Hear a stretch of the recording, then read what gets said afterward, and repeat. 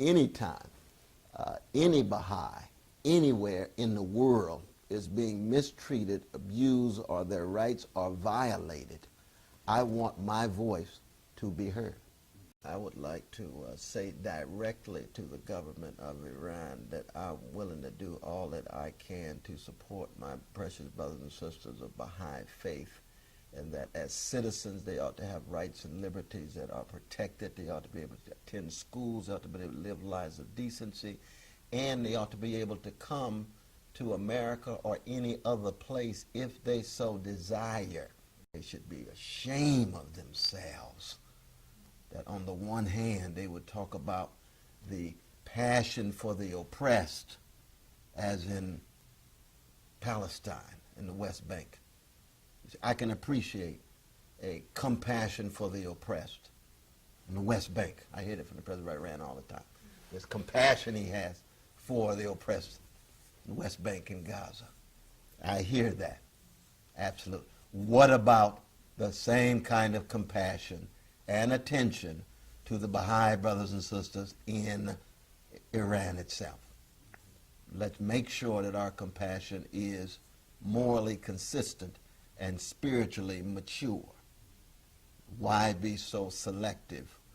That's hypocrisy. That's double standards. Any religious faith that is serious about loving others is going to suffer a certain level of degradation, isolation, targeting, persecution, and mistreatment. And I think the history of the Baha'i faith is the history of a people at their best who have been willing not just to give lip service to abstract notions of tolerance, but actually to bear witness with their hearts, minds, and souls and bodies to compassion for others across the board. We have to, in the end, have the same universal, all-embracing vision of the sanctity of persons, and each and every one of us is part of the human family that the Baha'i faith has been putting forward for a long, long time.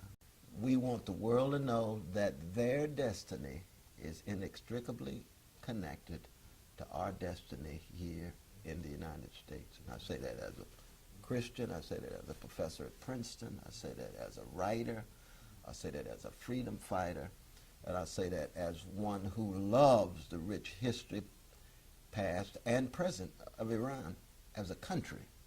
I just want it to be free and democratic. Because I've always thought that anybody who's really committed to an ethos of love ought to be a militant for tenderness and a fanatic for fairness and an extremist of love and a drum major for justice, the way Brother Martin King talked about it. See?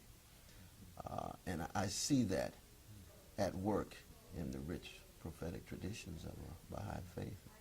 That's part of the grounds of my profound respect for